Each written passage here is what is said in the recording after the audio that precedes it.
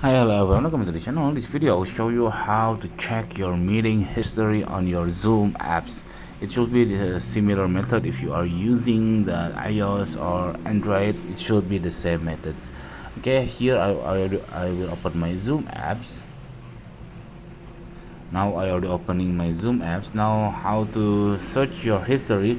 Actually, the previous I think the history is around here, but it's not. So when I click this join, you just click that join, and then you can see the on this meeting ID feature, you have to notice that there is a small arrow or chariots that will showing you the recent meetings you attended in the past, and then also you can clear the history or your meeting in the past.